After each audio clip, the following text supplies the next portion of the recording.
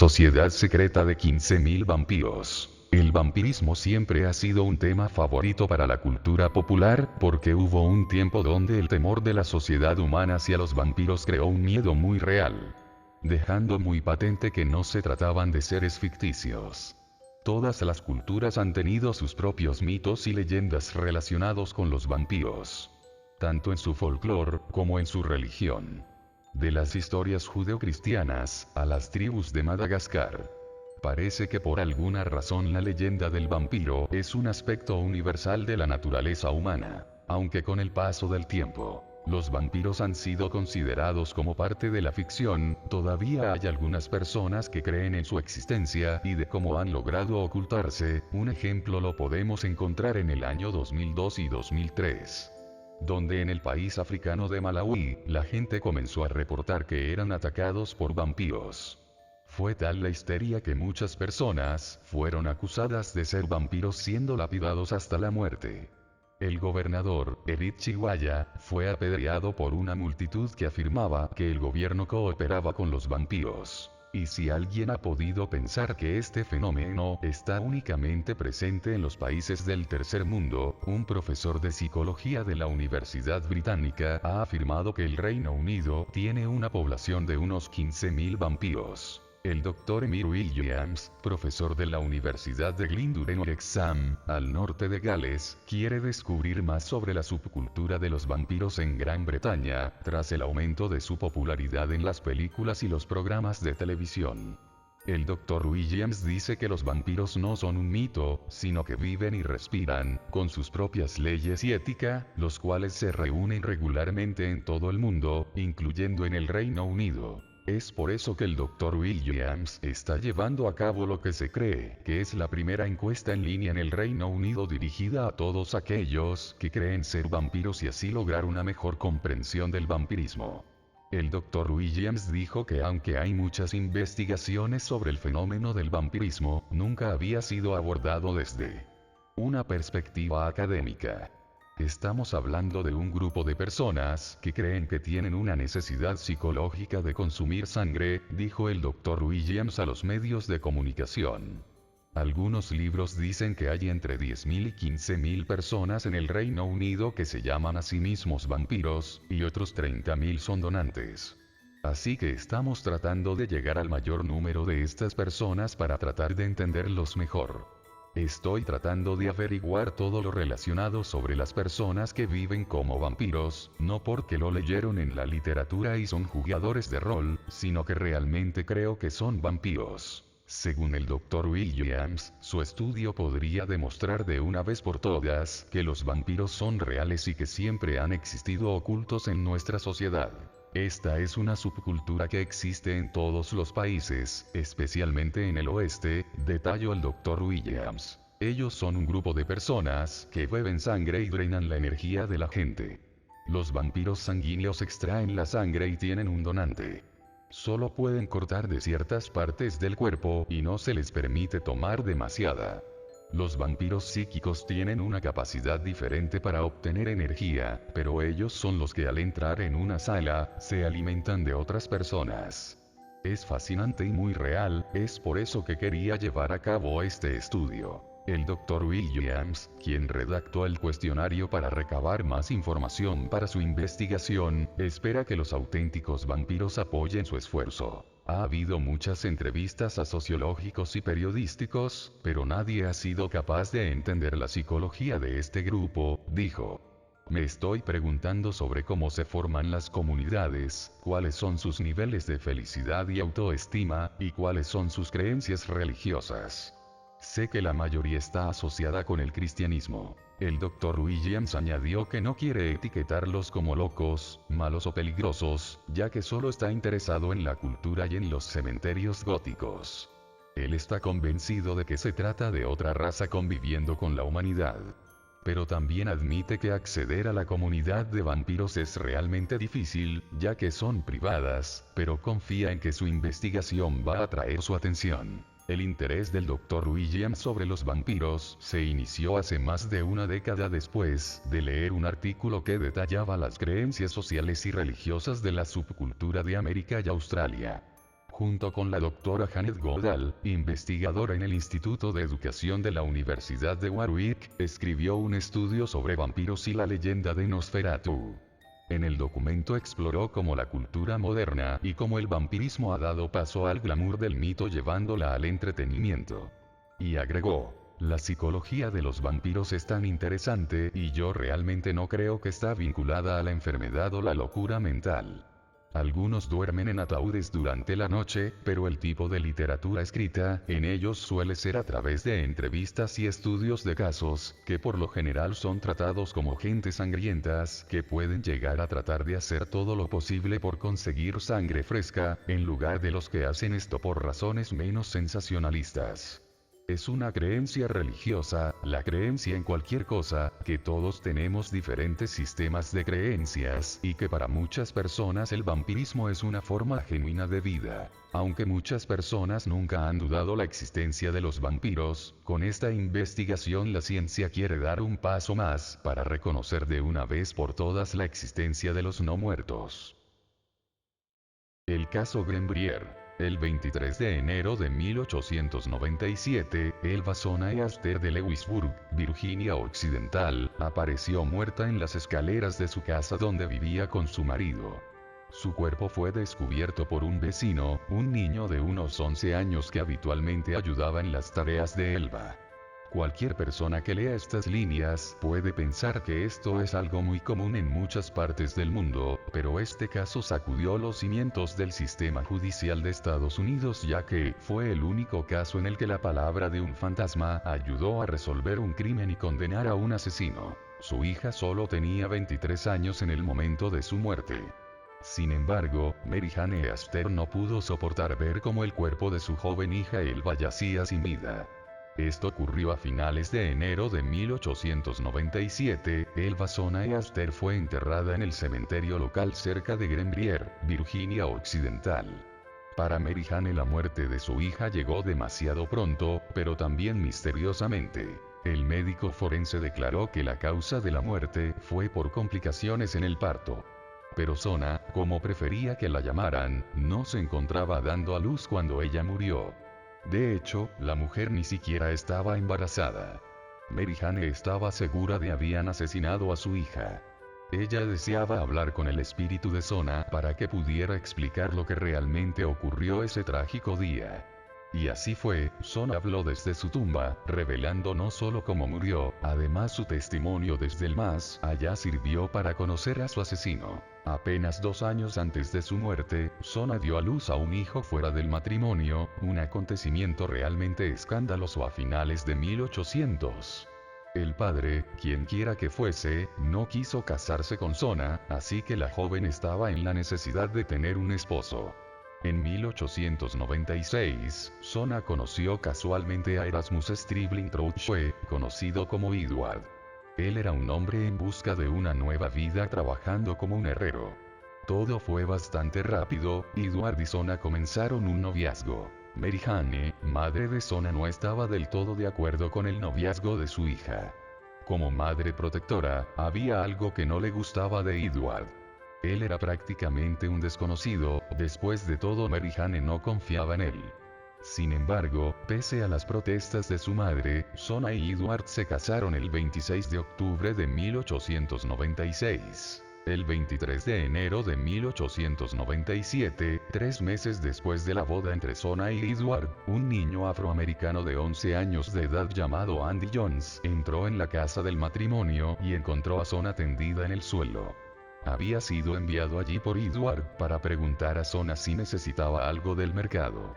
El chico se quedó un momento mirando a Zona, ya que no sabía qué hacer en ese momento. Su cuerpo estaba tendido recto con las piernas juntas. Uno de sus brazos estaba a su lado y la otra apoyada en su cuerpo. Tenía la cabeza inclinada hacia un lado. Elva Zona Easter, el caso Grembrier, el fantasma que ayudó a resolver su propio crimen. Cuando Andy se dio cuenta de que estaba muerta, el pánico se apoderó de él. Rápidamente, Andy salió de la casa de Zona y corrió a casa de su madre. Llamaron al médico local, el Dr. George W. Knapp. Él tardó aproximadamente una hora en llegar a la residencia de Sona, y en ese momento Edward ya había tomado el cuerpo sin vida de Sona y la llevó a una habitación del segundo piso. Cuando el Dr. Knapp entró en la habitación, él se sorprendió al ver que Edward había vestido a Sona con su mejor traje, un hermoso vestido con un cuello alto y duro. Edward también había cubierto su joven rostro con un velo. Obviamente, Sona estaba muerta. Pero, ¿cómo? El Dr. Knapp trató de examinar el cuerpo para determinar la causa de la muerte, pero no pudo encontrar nada fuera de lo común que explicara la muerte de lo que parecía ser una mujer joven y sana. Pero el Dr. Knapp observó una ligera decoloración en el lado derecho de la mejilla y el cuello. El médico quiso examinar más a fondo las marcas, pero Edward protestó con tanta vehemencia que el Dr. Knapp se vio obligado a terminar el examen, concluyendo que la joven había muerto por problemas en el parto, obviando por completo las extrañas marcas en el cuello que no había podido examinar. Mary Jane no se podía explicar cómo pudo ocurrir ese trágico final, aunque siempre desconfió de Edward. Pero sus sospechas se profundizaron en el velatorio de Sona. Edward estaba actuando de manera extraña, no como el típico marido de luto. Algunos de los vecinos que asistieron a la vigilia también le notaron cierto nerviosismo. En un momento parecía desconsolado y al rato muy agitado y nervioso. Pero sobre todo Edward no permitía que nadie se acercara a ella. Al final Sona fue enterrada. A pesar de todo lo extraño que rodeaba la muerte de su hija, Mary Jane no tenía ninguna prueba de que Edward fuese el culpable de la muerte de Sona. Pero a partir de aquí las cosas cambiaron para Mary Jane, fue testigo de algunos fenómenos inexplicables. Mary Jane cogió una sábana blanca del ataúd de Sona antes de que fuera sellado. Pensó que Edward debería tener ese recuerdo, pero él se negó a aceptarlo. Mary Jane se quedó con la sábana como un recuerdo de Sona, sin embargo, se dio cuenta que tenía un extraño olor indefinible. Ella llenó un recipiente con agua para lavar la sábana. Cuando sumergió la sábana, el agua se volvió de color rojo, como si fuera sangre. Intentó limpiar la sábana diversas veces, pero la mancha de color rojo no desaparecía. Para Mary Jane estaba claro, era una señal de Sona. A partir de ese momento, Mary Jane rezaba todos los días y pedía al espíritu de Sona que le revelara las circunstancias de su muerte. Durante 2 semanas Mary Jane le rezaba al espíritu de Sona hasta que sus plegarias fueron contestadas. Mary Jane afirmó que el espíritu de Sona se le apareció en 4 ocasiones noches. Durante estas visitas espectrales nocturnas, Sona le contó a su madre cómo había muerto. Según Sona, Edward era cruel y abusaba de ella. El día de su muerte, la violencia de Edward había ido demasiado lejos. Edward perdió el control cuando Sona le dijo que no tenía carne para la cena. Enfureció de tal manera que atacó a Sona salvajemente rompiéndole el cuello. Para probar lo que estaba relatando, el fantasma volvió lentamente la cabeza para enseñar a Mary Jane las marcas en su cuello. El fantasma de la zona confirmó las peores sospechas de su madre. Todo encajaba. El extraño comportamiento de Edward y la forma en que trató de proteger el cuello de su esposa muerta en el momento de la autopista y en el velatorio. Había asesinado a la pobre mujer. Mary Jane llevó su historia a John Alfred Preston, el fiscal local. Preston escuchó pacientemente, pero con escepticismo, la historia de la señora Esther sobre el fantasma del actor. El fiscal Preston ordenó que se exhumara el cuerpo de Sona para una autopsia. Edward protestó por el procedimiento judicial, pero no tenía poder para detenerlo. Él comenzó a mostrar signos de gran tensión. Dijo públicamente que él sabía que iba a ser detenido por el crimen, pero que no iban a ser capaces de demostrar que él fuera el asesino. La autopsia reveló que, tal y como había dicho el fantasma, que Sona había sido estrangulada violentamente. Edward fue arrestado bajo la acusación de asesinato. Y a partir de este momento salió a la luz los verdaderos orígenes de Edward, un psicópata y maltratador que había estado varias veces en la cárcel, era el verdadero mal. Pero lo más sorprendente, es que él estaba seguro de que no iba a ser condenado por la muerte de Sona. ¿Qué evidencias le incriminarían? Era finales de junio, y el juicio de Edward dio comienzo ante un jurado popular. aunque la realidad es que no había testigos ni tampoco pruebas. Además, el tribunal dictaminó que el enjuiciamiento de testimonio del fantasma era inadmisible. Pero entonces el abogado defensor de Edward cometió un grave error que cambió el destino del juicio.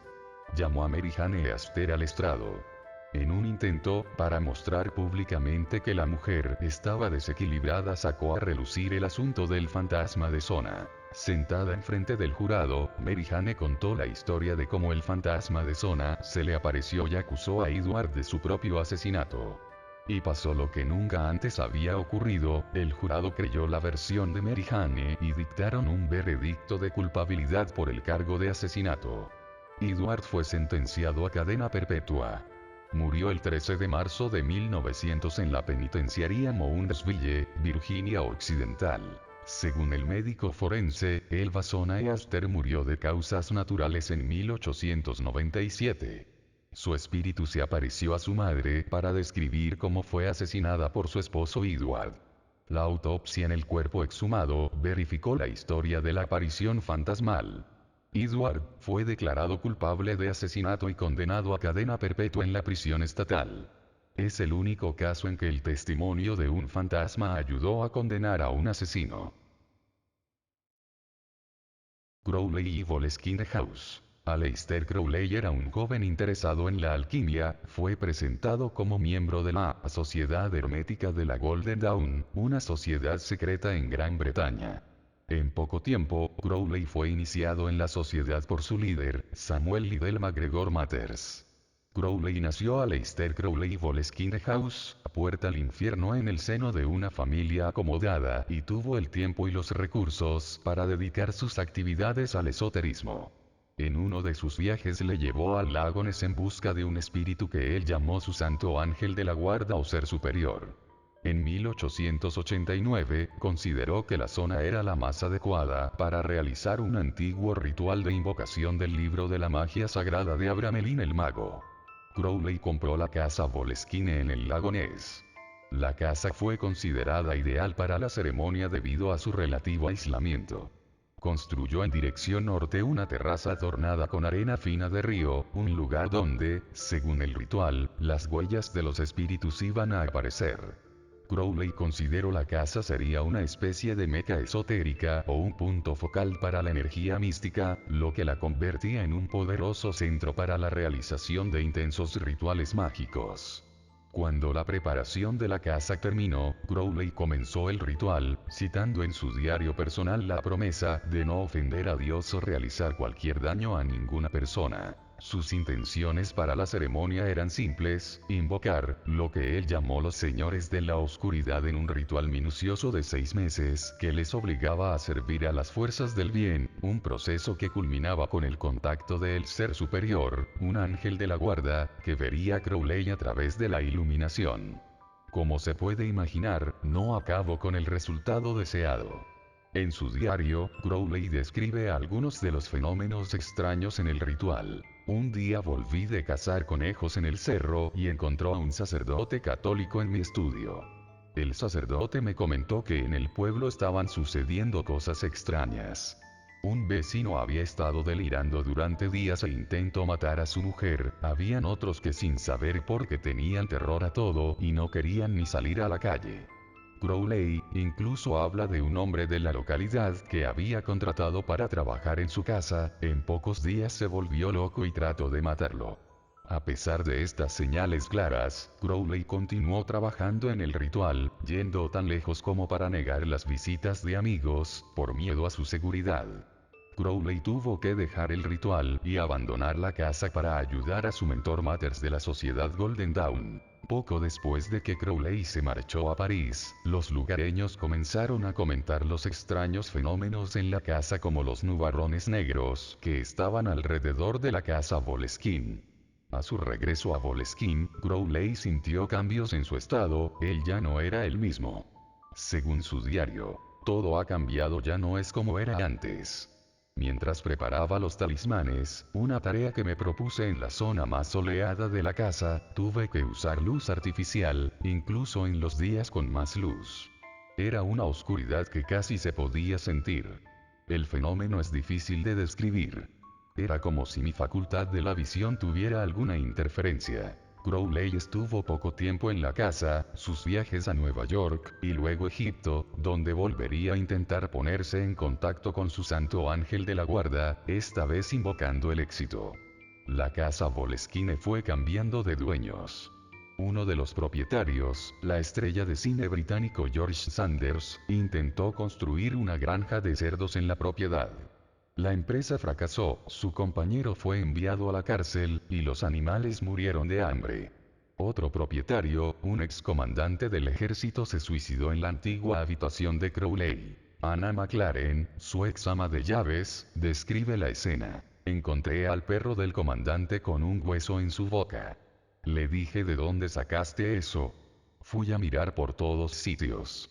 Cuando entré en su habitación vi al comandante muerto. Se había pegado un tiro. Los detectives me dijeron que el hueso era de su cráneo. En 1934, Crowley se declaró en bancarrota. En la década que siguió, Crowley se convirtió en adicto a la heroína, y murió de una infección respiratoria a los 72 años. Su enfermera y otro testigo informó de sus últimas palabras como: a veces me odio a mí mismo. Los sucesos paranormales en la casa no cesaron después de la muerte de Crowley. Uno de los admiradores más famosos de Crowley, el guitarrista de Led Zeppelin Jimmy Page, compró la casa en los años 70, sabiendo de la importancia de la propiedad para Crowley. En 1975, concedió una entrevista a la revista Rolling Stone, donde describió algunas de las malas vibraciones que había en la casa. Había 2 o 3 dueños antes de que Crowley la comprara. También fue una iglesia que se quemó con su congregación en el interior. Fenómenos extraños han sucedido en esa casa que no tenía nada que ver con Crowley. Las malas energías estaban ahí.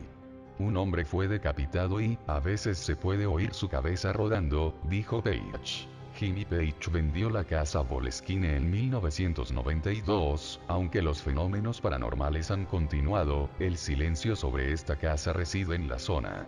Nadie quiere hablar sobre esta misteriosa casa.